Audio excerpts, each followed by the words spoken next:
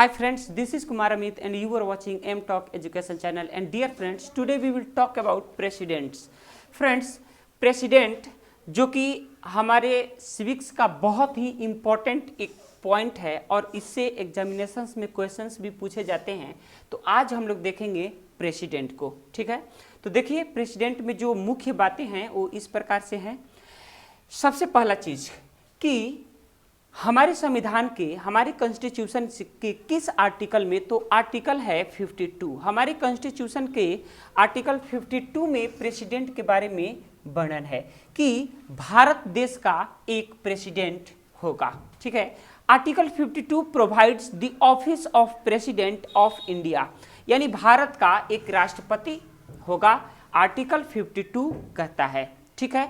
वो प्रेसिडेंट यानी the president is the head of Indian state, और भारतीय जितने भी स्टेट हैं सभी को मिला करके इस एक यूनियन का वो हेड होगा, प्रमुख होगा, ठीक है। He is the first citizen of India and act as the symbol of, वो भारत का प्रथम नागरिक होगा, वो भारत का प्रथम नागरिक होगा और वो सिंबल होगा। किस चीज का सिंबल होगा? तो वो यूनिटी का सिंबल होगा, ठीक है। यूनिटी का सिंबल होगा, सॉलिडेरिटी का सिंबल होगा हमारे देश के लिए। हमारे देश के यूनिटी और सॉलिडेरिटी दोनों का वो सिंबल होगा, यानी प्रतीक होगा। फ्रेंड्स, जैसा कि हम जानते हैं कि हमारे संवैधानिक जो व्यवस्था है, उस संवैधानिक व्यवस्था में राष्ट्रपति का पोस्ट बहुत ही अहम है और सर्वोच्च पद इसको माना जाता है। This is the supreme post in Indian democracy. Friends, तो देखते हैं qualification of president. What should be qualification of president and how many years should be required for post of the president. कितने साल चाहिए, यानी कितने हाउ मेनी ईयर्स ओल्ड वो व्यक्ति होना चाहिए प्रेसिडेंट के लिए। अगर प्रेसिडेंट के लिए कोई इलेक्शन लड़ना चाहता है तो वो कितने वर्ष का होना चाहिए, ठीक है। उसका एज लिमिट कितना है, ठीक है। ये सारा चीज इसमें देखा गया है। तो आइए देखते हैं क्वालिफिकेशंस में कि उसके लिए क्या क्वालिफिकेशंस होने चाहिए जो महत्वपूर्ण है। तो फ्रेंड्स, आर्टिकल 52 डिस्क्राइब करता है और आर्टिकल 58 डिस्क्राइब करता है, यानी वर्णन करता है कि राष्ट्रपति का जो उम्र होगा या क्वालिफिकेशंस होगा वो क्या होना चाहिए। तो देखिए, सबसे पहला है कि उसे होना चाहिए भारत का नागरिक, ठीक है। ही और she should be a citizen of India, उसे भारत का नागरिक होना चाहिए, ठीक है। दूसरा है ही और she should be qualified for election as a member of Lok Sabha, Lok Sabha का चुनाव लड़ने का योग्यता उसके पास होनी चाहिए, ठीक है। तीसरा है ही और she should not hold any office of profit under union government, state government, local authority और एनी अदर अथॉरिटीज। फ्रेंड्स, सबसे जरूरी बात यहां पर है कि राष्ट्रपति पोस्ट के लिए अगर कोई इलेक्शन लड़ना चाहता है तो उसे भारत का नागरिक होना चाहिए, ठीक है। उसे लोकसभा इलेक्शन लड़ने के योग्य होना चाहिए, उसे किसी भी लाभ के पद पर नहीं होना चाहिए, चाहे वो यूनियन गवर्नमेंट का जॉब हो, चाहे वो स्टेट गवर्नमेंट का जॉब हो, चाहे वो कोई भी लोकल बॉडीज का जॉब हो। अगर वह जॉब में है तो उसे सबसे पहले अपना रिजाइन लगाना पड़ेगा, ठीक है। सबसे पहले अपना रिजाइन लगाना पड़ेगा और उसके बाद ही वो प्रेसिडेंट रूल के लिए, यानी प्रेसिडेंट ऑफिस के लिए हम कह सकते हैं, या प्रेसिडेंट पोस्ट के लिए वो क्या कर सकता है, यानी उसके लिए। Friends, conditions of president office. President office के लिए कुछ कंडीशंस है, यानी प्रेसिडेंट को क्या क्या, जब प्रेसिडेंट कोई भी बन जाता है, वो पोस्ट धारण कर लेता है, तो उसके बाद उसको क्या क्या नहीं करना है, ठीक है। उसके लिए कुछ कंडीशंस है, ठीक है। तो आर्टिकल 59 इसकी व्याख्या करता है, हमारे कॉन्स्टिट्यूशन का आर्टिकल 59 इसकी व्याख्या करता है और कहता है कि he or she should not be a member of either house of parliament or a house of state legislature. कहता है कि ही और सी उसे नहीं होना चाहिए किसी का भी हिस्सा, और किसी का भी मतलब पार्लियामेंट के किसी भी सदन का उसे हिस्सा नहीं होना चाहिए, यानी पार्लियामेंट के किसी भी सदन का उसे मेंबर नहीं होना चाहिए, और स्टेट लेजिस्लेचर क्या भी किसी भी सदन का मेंबर उसे नहीं होना चाहिए। नहीं तो उसे स्टेट लेजिस्लेचर का मेंबर होना चाहिए और नहीं उसे पार्लियामेंट के किसी भी सदन का होना चाहिए। और राज्यसभा का मेंबर नहीं होना चाहिए, लोकसभा का मेंबर नहीं होना चाहिए, विधानसभा का मेंबर नहीं होना चाहिए, या एमएलसी नहीं होना चाहिए। समझ में आया? तो ये सारी चीजें हैं यहाँ पर। दूसरा है ही or she should not hold any other office of profit, और उसे किसी भी दूसरे लाभ के पद पर नहीं होना चाहिए। दूसरा कंडीशन है कि राष्ट्रपति अगर कोई बन गया तो उसे राष्ट्रपति पोस्ट के अलावा कोई दूसरा पोस्ट उसके पास नहीं होना चाहिए, ये कंडीशन है। इसके बाद तीसरा जो कंडीशन है मोस्ट इंपॉर्टेंट, वो है कि he or she is entitled without payment of rent to the use of his official resident, यानी राष्ट्रपति उसे यह अधिकार मिल जाता है, या उसे यह अधिकार राष्ट्रपति पोस्ट के साथ ही मिला हुआ है कि उसे किसी भी प्रकार का रेंट नहीं देना पड़ेगा, वो जहां पे भी रहेगा। जैसे हाउस रेंट होता है, रेंट होता है, अलाउंसेस होता है, ये जितनी भी सुविधाएं हैं राष्ट्रपति को ऑटोमेटिक मिला हुआ है। ठीक है, तो ये सारी सुविधाएं राष्ट्रपति को ऑटोमेटिक मिल जाता है इस पोस्ट के साथ ही।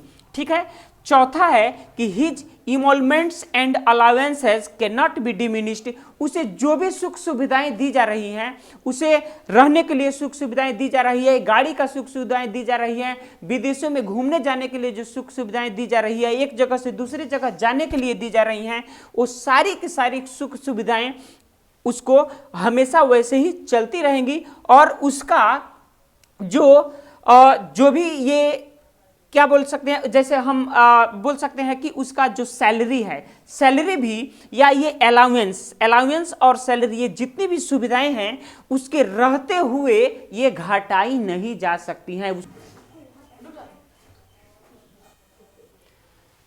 फ्रेंड्स, टर्म्स ऑफ प्रेसिडेंट, इसके बाद हम लोग देखते हैं टर्म्स ऑफ प्रेसिडेंट, यानी राष्ट्रपति का टर्म्स क्या है। ठीक है, तो अंडर आर्टिकल 56, यानी 56 आर्टिकल क्या कहता है, तो यह कहता है कि the president shall hold office for a term of 5 years from the date of which he enters upon his office.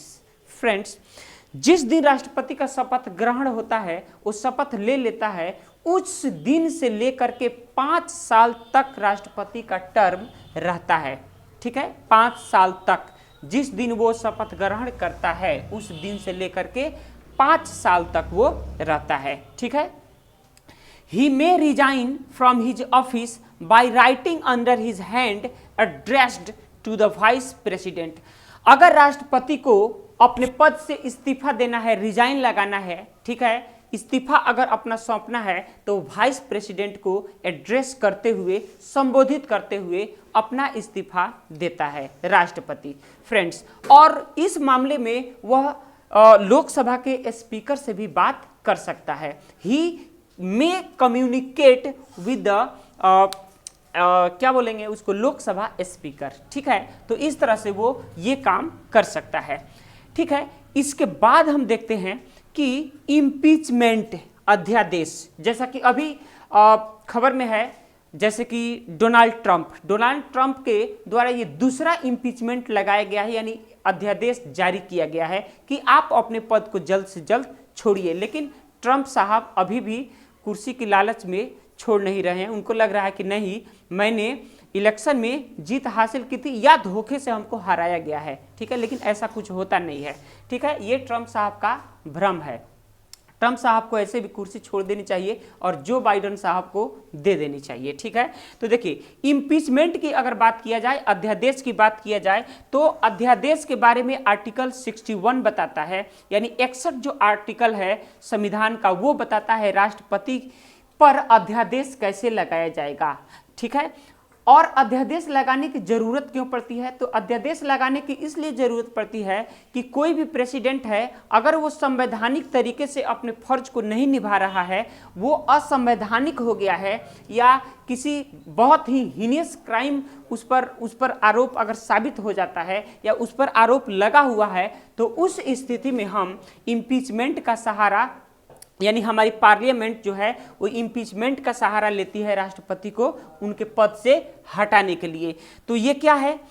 तो आर्टिकल 61 में कहता है कि president can be impeached from the office violation of the constitution. अगर वो violation करता है, हमारे संविधान का अवहेलना अगर वो करता है, तो उसको इम्पीचमेंट अध्यादेश जारी करके हमारी संसद उसे हटा सकती है उसके पोस्ट से। ठीक है, अब इसमें क्या है कि the impeachment can be initiated by either house of the parliament.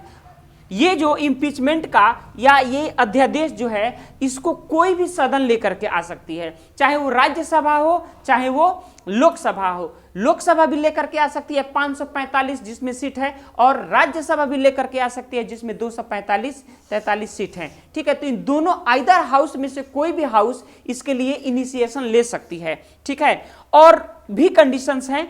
These charges should be signed by 1/4 member of the house. अगर राज्यसभा अध्यादेश को पहले लेकर के आ रही है तो उसके 1/4 मेंबर का साइन होना चाहिए। ठीक है, या अगर लोकसभा लेकर के आ रही है तो उसके 1/4 मेंबर का, यानी 1/4 मेंबर का उस पर सिग्नेचर होना चाहिए, जिससे कि अध्यादेश अपने इनिशियल स्टेज में पहुंचेगा, यानी उसका शुरुआत हो जाएगा। ठीक है, अगर 1/4 मेंबर नहीं हो पाते हैं तब अध्यादेश नहीं लग सकता है, क्योंकि ये नियम ही है, ये संवैधानिक नियम है, कॉन्स्टिट्यूशनल ये क्या बोलेंगे लॉ है। ठीक है, अब देखिए इसके बाद बोलता है ये कि 4th member of the house and a 14 days advance notice should be given to the president. ठीक है, 14 दिन पहले राष्ट्रपति को, 14 days पहले राष्ट्रपति को एक नोटिस जारी करना पड़ेगा। उनको सबसे पहले बताना पड़ेगा कि आपके खिलाफ हम लोग इम्पीचमेंट ला रहे हैं या अध्यादेश ला रहे हैं। ठीक है, अब इसके बाद should be given to the president after impeachment is passed by the majority of 2/3 of the total membership that house। उस हाउस के अगर 2/3 मेंबर इसको पास कर देते हैं, ठीक है, 2/3 मेजोरिटी से अगर ये पास हो जाता है अध्यादेश। अगर मान लीजिए कि लोकसभा में अध्यादेश आया तो इनिशिएट किससे करेगा? वो 1/4 से करेगा, लेकिन इसको पास करने के लिए हमें चाहिए 2/3 मेजोरिटी, यानी 545 का 2/3 मेजोरिटी चाहिए राष्ट्रपति को हटाने के लिए, अध्यादेश जारी करवाने के लिए, पास करवाने के लिए। लोकसभा में जैसे ही 2/3 मेजोरिटी से ये अध्यादेश पास हो जाएगा, इसको कहां भेजा जाएगा? इसको राज्यसभा के लिए भेजा जाएगा, और राज्यसभा में भी इसी नियम से ये पास हो जाएगा। उसके बाद अल्टीमेट कार्रवाई राष्ट्रपति पर होगी। ठीक है, तो ये इंपॉर्टेंट चीज है राष्ट्रपति के लिए, अध्यादेश राष्ट्रपति के लिए जारी करने के लिए। हाय फ्रेंड्स, प्रेसिडेंट के लिए आज इतना ही इन्फॉर्मेशन। इसका दूसरा वीडियो भी हम क्या करेंगे, जल्द ही अपलोड करेंगे, क्योंकि वीडियो बहुत ज़्यादा लेंदी हो जाएगा। लेंदी वीडियो हो जाने पर थोड़ा सा दिक्कत होता है देखने वाले को भी। सो फ्रेंड्स, इसका दूसरा पार्ट भी हम लेकर के आ रहे हैं। आप एम टॉक एजुकेशन को देखते रहिए। अगर वीडियो अच्छा लग रहा है आपको तो सब्सक्राइब कीजिए, शेयर कीजिए, और अपने दोस्तों के बीच में भी शेयर कीजिए, ताकि पढ़ने लिखने वाले लड़कों को भी इससे ज़्यादा से ज़्यादा फायदा हो सके। जय हिंद।